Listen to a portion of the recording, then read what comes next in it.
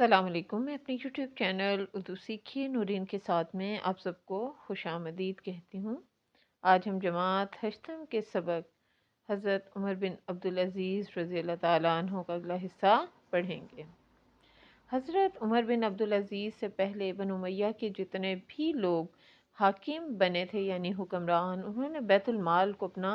ذاتی خزانہ بنا لیا اور لوگوں سے مال چھین کر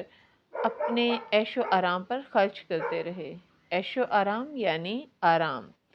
حضرت عمر بن عبدالعزیز رضی اللہ تعالیٰ عنہ نے خلیفۃ المسلمین بننے کے بعد نہ صرف اپنا سارا مال و اسباب بیت المال میں جمع کرا دیا بلکہ اپنی بیوی کے سارے زیورات بھی حکومت کے خزانے کی نظر کر دیے۔ نظر یعنی تحفتاً دینا۔ آپ رضی اللہ کی بیوی جو ایک خلیفہ کی بیٹی اور اب ایک خلیفہ کی بیوی تھیں، چاہتی تو حکم ماننے سے انکار کر دیتی یعنی منع کر دیتی، مگر آفرین ہے یعنی شاباش ہے کہ انہوں نے بھی اپنے جہیز میں ملے ہوئے تمام زیورات اور جواہرات یعنی قیمتی موتی یا پتھر ریاست کے خزانے میں جمع کروا دیے۔ دراصل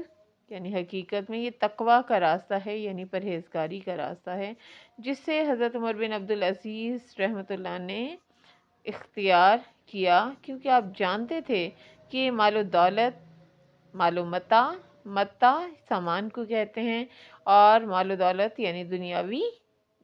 دولت جو ان کے پاس ہے، ان کے بڑوں نے ظلم کر کے اکٹھا کیا ہے، یعنی ان کے بڑوں یعنی بزرگوں یا اسلاف اکٹھا کیا، جمع کیا۔ اپنا عملی نمونہ پیش کرنے کے بعد آپ رضی اللہ تعالیٰ عنہ نے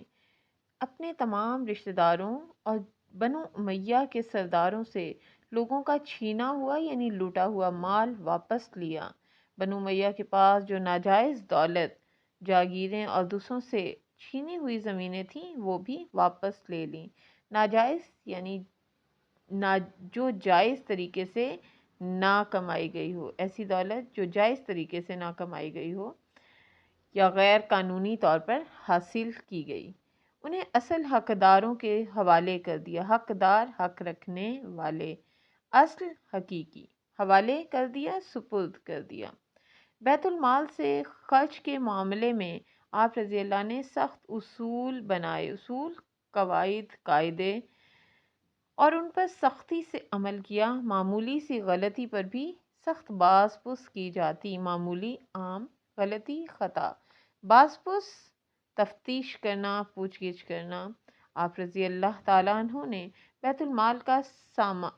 سرمایہ کبھی اپنی ذات پر خرچ نہیں کیا۔ سرمایہ دولت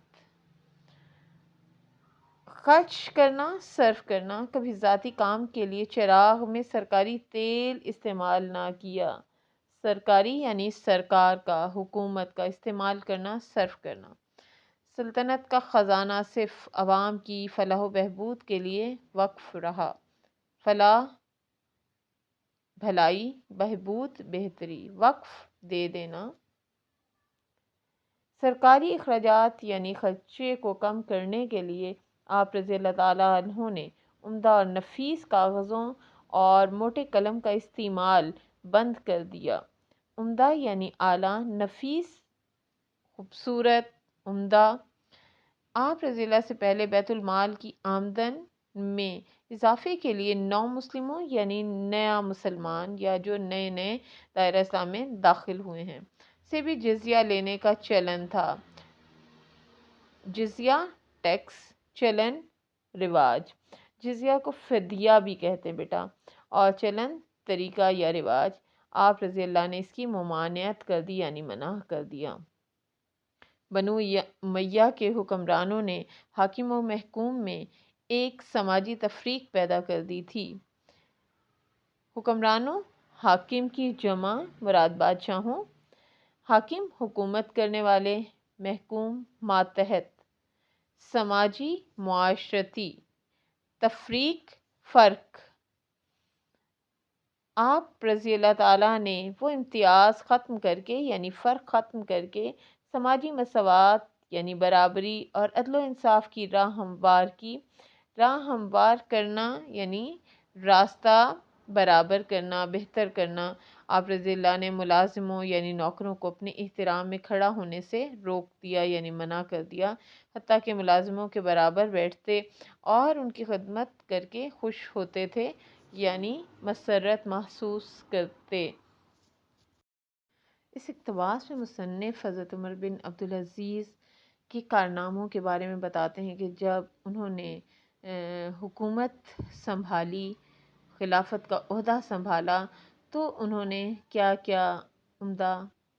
کارنامے سر انجام دیے۔ تو آپ نے سب سے پہلے بنو امیہ کے جتنے بھی لوگ حاکم بنے، حکمران بنے، انہوں نے بیت المال کو اپنا ذاتی خزانہ بنا لیا، یعنی وہ اسے اپنی ذات پر خرچ کرتے تھے اور وہ سمجھتے تھے کہ وہ انہی کی کمائی گئی کمائی ہے اور اسے جیسے چاہیں اپنی مرضی سے خرچ کر سکتے ہیں، اور لوگوں سے مال چھین کر اپنے عیش و آرام پر خرچ کرتے رہے، اور وہ یہ پرواہ نہیں کرتے تھے کہ یہ پیسہ جو عوام سے اکٹھا کیا گیا ہے اور ٹیکس کی بنیاد پر اکٹھا کیا گیا ہے، اسے عوام کی فلاح و بہبود پر خرچ کرنا چاہیے اور لوگوں کی آسانی کے لیے کام کرنے چاہیے، بلکہ وہ اس تمام مال کو اپنی ذاتی خزانہ سمجھتے ہوئے اپنی ذات پر خرچ کرتے، اپنے عیش و آرام پر خرچ کرتے تھے۔ تو حضرت عمر بن عبدالعزیز نے خلیفۃ المسلمین یعنی مسلمانوں کے خلیفہ بننے کے بعد نہ صرف اپنا سارا مال و اسباب بیت المال میں جمع کروا دیا، کیونکہ آپ کو پتہ ہے کہ وہ بنو امیہ کے شہزادوں میں سے تھے، اور شہزادوں، رؤسا اور امراء کی طرح وہ فارغ البالی کی زندگی بسر کرتے تھے، اور بہترین لباس پہنا کرتے تھے، بہترین کھاتے تھے، ان کے پاس کسی چیز کی کمی نہیں تھی، کیونکہ ان کے پاس بے تحاشا مال و اسباب موجود تھا۔ تو انہوں نے وہ سارا کا سارا سامان، وہ تمام چیزیں جو ان کے پاس تھیں، وہ انہوں نے بیت المال میں جمع کروا دی تاکہ وہ عام لوگوں کے کام آ سکیں، حتیٰ کہ انہوں نے اپنی بیوی کے سارے زیورات بھی حکومت کے خزانے کی نذر کر دیا اور انہیں تحفتاً دے دیا۔ حالانکہ آپ سب کو بخوبی پتہ ہے کہ عورت کو زیورات سے خصوصی محبت ہوتی ہے، اور خاص طور پر وہ زیور جو اس کے ماں باپ کی طرف سے یا سسرال کی طرف سے اسے شادی پر ملتے ہیں، تو چاہے وہ زیورات ہیں، انگوٹھیاں ہیں، جیولری ہے، کوئی بھی چیزیں ہیں، وہ انہیں دل و جان سے پسند کرتی ہیں اور کسی کو بھی اسے ہاتھ لگانے نہیں دیتی، اور ایون پوری زندگی استعمال کرنے کے بعد وہ اپنے بچوں کو وہ زیورات تحفتاً دے دیتی ہیں، اور وہ خزانہ ان کا نسل در نسل آگے چلتا رہتا ہے۔ لیکن آپ کی بیوی نے اس پر کوئی اعتراض نہیں کیا، اور وہ تمام کا تمام زیور جو ہے وہ خزانے کی نذر کر دیا۔ آپ رضی اللہ کی بیوی جو کہ ایک خلیفہ کی بیٹی تھیں اور اب ایک خلیفہ کی بیوی تھیں، تو چاہتیں تو حکم ماننے سے انکار کر دیتی، منع کر دیتی، مگر آفرین ہے کہ انہوں نے بھی اپنے جہیز میں ملے ہوئے تمام زیورات اور جواہرات ریاست کے خزانے میں جمع کروا دی، اور انہوں نے کسی قسم کا اعتراض نہیں کیا، کیونکہ یہ تقوی کا راستہ ہے، پرہیزگاری کا راستہ ہے، اور وہ اس راستے پر اپنے شوہر کے ہم قدم ہونا چاہتی تھیں، اپنے شوہر کے ہم قدم چلنا چاہتی تھیں، جسے حضرت عمر بن عبدالعزیز نے اختیار کیا، کیونکہ آپ رضی اللہ جانتے تھے کہ یہ مال و متاع جو ان کے پاس ہے، ان کے بڑوں نے یہ ظلم کر کے لوگوں سے اکٹھا کیا ہے اور ان سے چھینا ہے۔ حضرت عمر بن عبدالعزیز نے اپنا عملی نمونہ پیش کرنے کے بعد اپنے تمام رشتہ داروں اور بنو امیہ کے سرداروں سے لوگوں کا چھینا ہوا، لوٹا ہوا مال واپس لے لیا۔ بنو امیہ کے پاس جو ناجائز دولت، جاگیریں اور دوسروں سے چھینی ہوئی زمینیں تھیں، وہ بھی ان سے واپس لے لیں، یعنی وہ تمام دولت جو انہوں نے ناجائز طریقے سے کمائی تھی یا غیر قانونی طور پر عوام سے حاصل کی تھی، وہ تمام زمینیں، جاگیریں اور دولت انہوں نے ان کے اصل حقداروں کے سپرد کر دی۔ بیت المال سے خرچ کے معاملے میں بھی آپ رضی اللہ تعالیٰ عنہ نے سخت اصول اپنائے، سخت قاعدے بنائے، اور خود بھی اس پر سختی سے عمل کرتے تھے اور دوسروں کو بھی کرنے پر مجبور کرتے تھے۔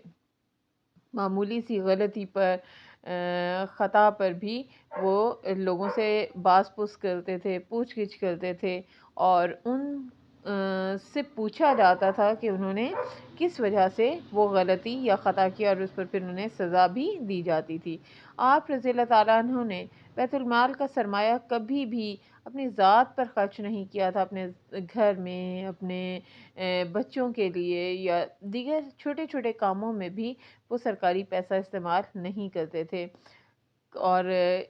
حتیٰ کہ آپ یہ دیکھیں کہ ذاتی کام کے لیے چراغ میں جو وہ سرکاری تیل استعمال